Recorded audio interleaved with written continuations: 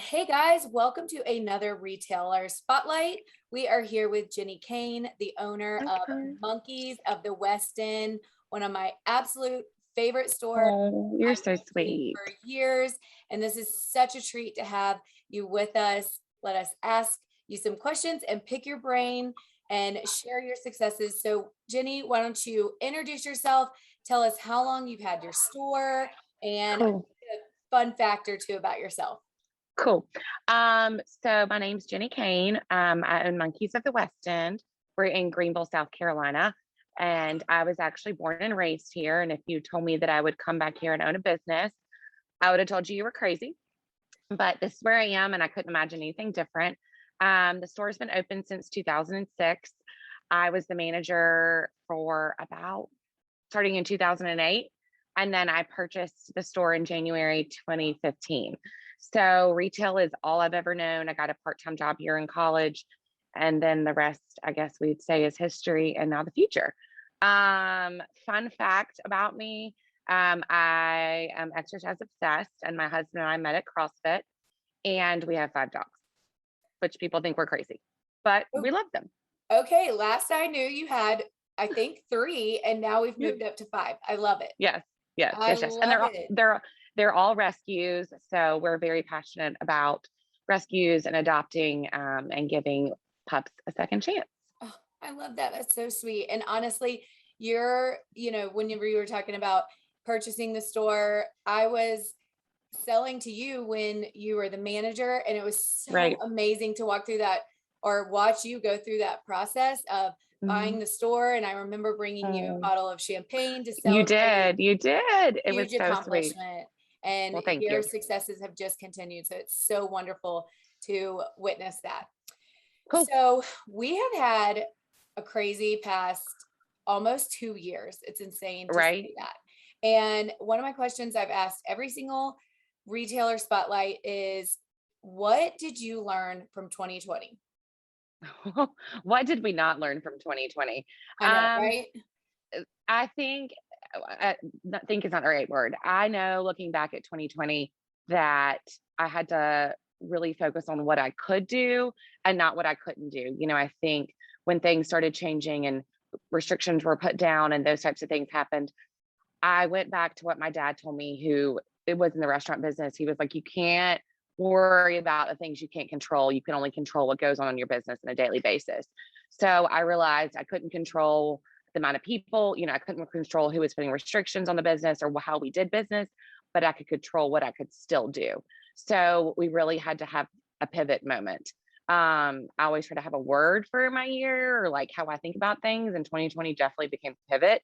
So it was I like, know. well, It's like we were all living in a Friends episode. yeah, it was like, we can't maybe have people customers walk through the door. So how do we still get product to the doorstep? Really being innovative about our outreach and our personal touches. And really also what I learned from 2020 was that I have a great community of customers who really invested in me just like I've invested in them.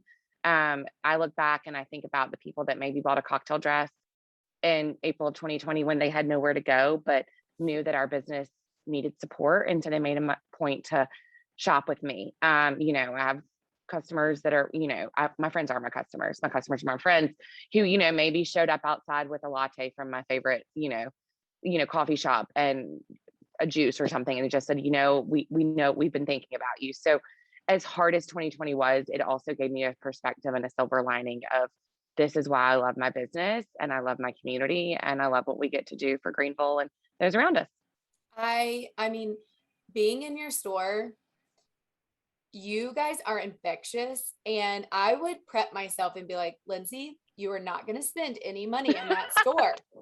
You are not going to spend any money in And that then store. you would usually find something. And I would walk out with 2 bags, but there's something about you, your team, your store, and you just feel Thank at you. home.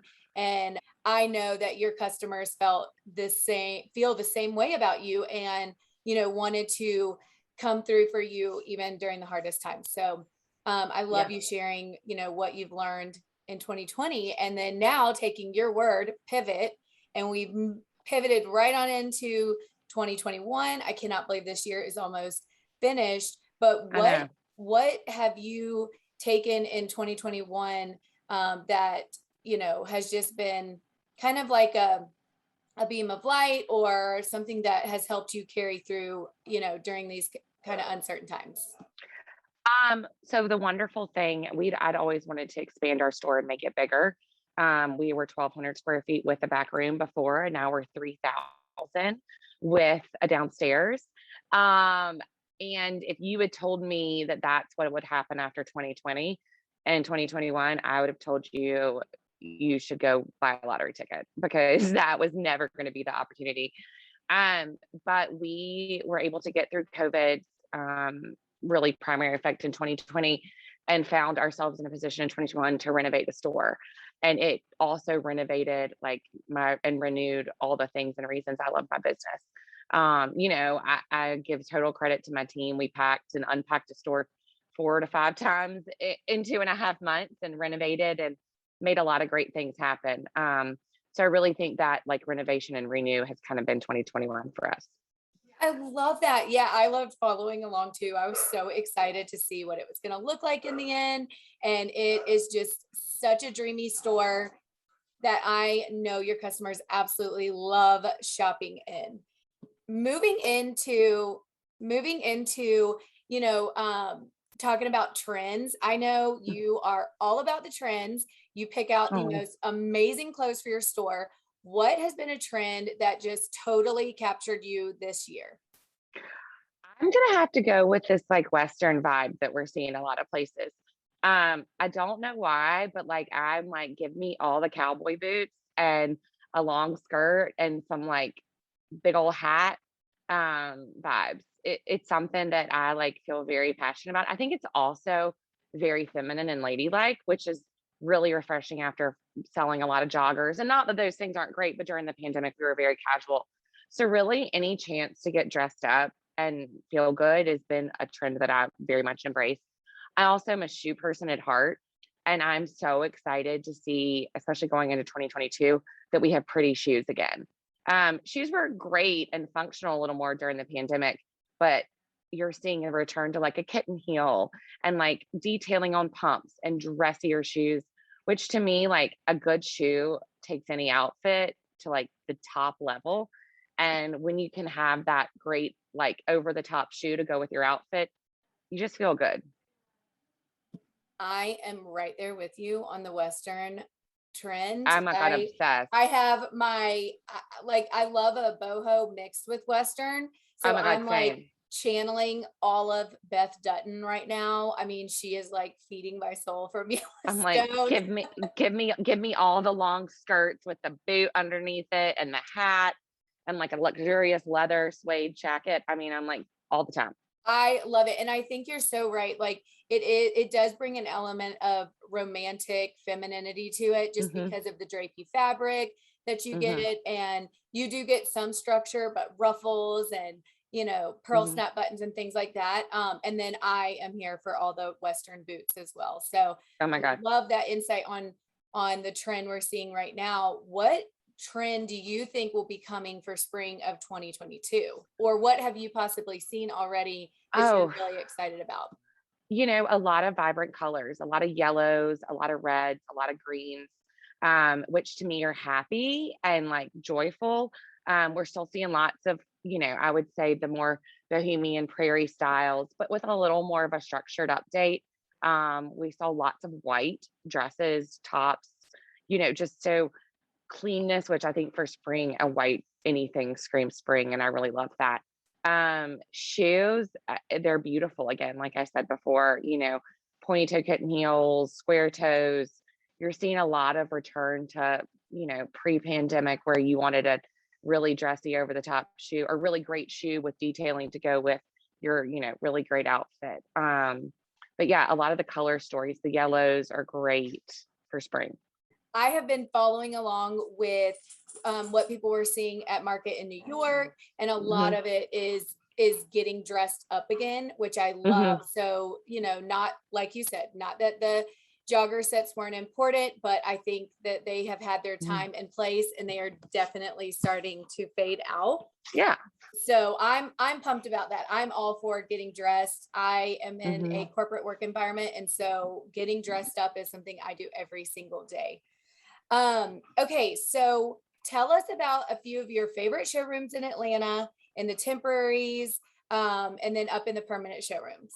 Oh my gosh, picking a favorite in Atlanta is like asking me to pick my favorite dog.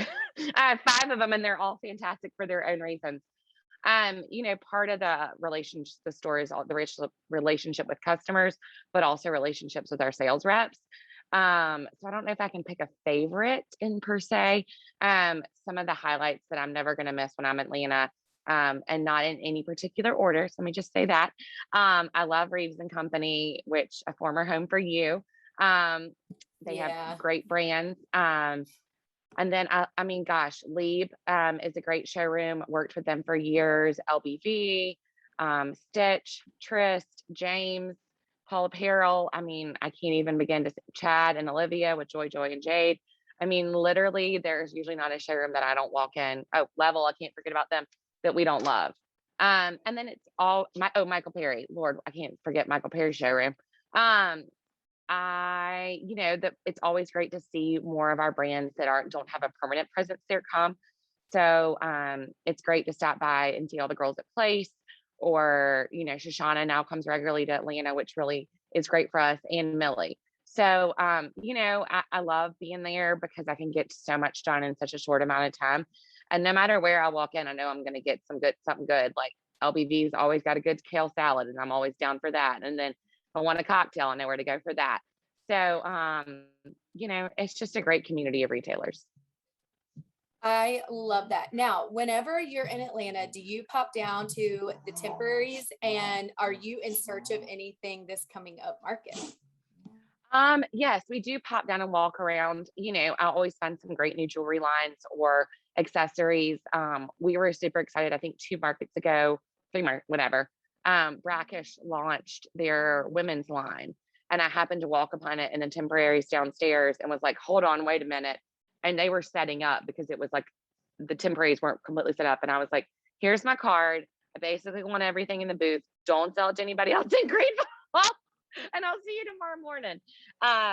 So always looking for new accessory brands, especially in the temporaries. And then I love that a lot of the shoe vendors are there too. It allows me to, hit a lot of those people that maybe I still need to see, because we do shoes, clothes, accessories, jewelry. I mean, pretty much head to toe, all the things. And I can't always get it done. So being able to make those different categories happen all in one market is great. Yeah, I totally agree. You can dress someone literally for any event from head to toe. So I cannot imagine how much time it takes to get everything done and all the different markets that you're going to. So I know relationships are huge, and being able Hmm. to stop by a temporary booth and being like, please write this up, and I know your reputation is amazing to where people Thanks. know of you, know of your store and trust, and they get it really excited when they get an order from It you. was exciting. Okay, I know a lot of things can come out of a situation that we've all just been through. And when I say things, I mean good. People get the, inspiration, or they get the courage to start a business, open a store. So, what advice would you give? And we'll do it like twofold. We'll do one for a possible new brand that's going to emerge from this pandemic, or someone who has now gotten the confidence to open up their own store. What advice would you give them? Oh, those are great. People ask me that all the time. And I think sometimes, depending on the day, depends on my answer. Um, if you're opening a new store, just know it's going to be nothing that you expect.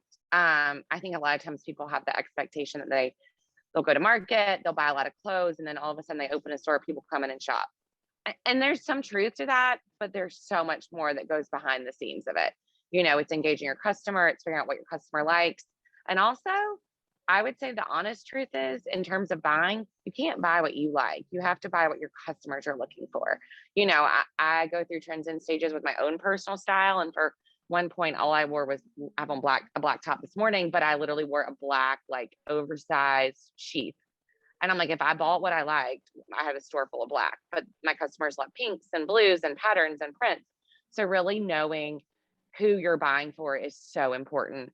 And then for brands, take a chance. We've gotten some new brands that have come out of the pandemic, and one is Queen of Sparkles. They're in Reeves, and she has blown up. Now, you had told me that I would be selling a sweatshirt that's got sushi with sequins on it. I would have told you were crazy. But I think people are looking for that fun, like flirty bit of fashion that's not serious, because we've been so serious for 20 months. Um, and do what you do best. I think that's another thing I've really, really focused with me and my team on is, you have your own talents and you have your visions. And if you know what your talents are, surround yourself with people that have different ones and do what y'all do best. If a perfect example is like one of my employees loves to rap. My other one doesn't. We were really busy a couple weeks ago, and the one that likes to rap was on the floor on the register, and vice versa. I was like, hold on, let's do what we do best. Switch. Like, you're better here and you're better there. So it's not that you can't be better at either. It's just that like that team mentality is super important. Great. I mean, that I'm like taking notes. Do what you do best. That is such a great, easy line to remember and to just take a pause, because you don't want employees doing something that they don't No. love to do, and taking the second to switch them so that they are truly enjoying their workday. I love that. That is amazing advice. I love that so much. Well, what is, I know you kind of mentioned like the yummy lunches, but what we're going to close out this interview with one of my favorite questions, which is, why do you love coming to Atlanta Apparel to shop? Well, I love coming to Atlanta for a lot of reasons. One is it's pretty close in proximity for me, which is I can make a trip pretty easily, but also just that I get to see awesome, awesome, awesome designers and brands, and see the people that have helped my business make it successful. Going back to pandemic, I was on the phone with reps and designers every day. Like, how are we going to handle this product? This is how much your order was. Y'all ship half of it now. I'll make you pay for half in 30 days. So those same situations and relationships have carried me through and our business through.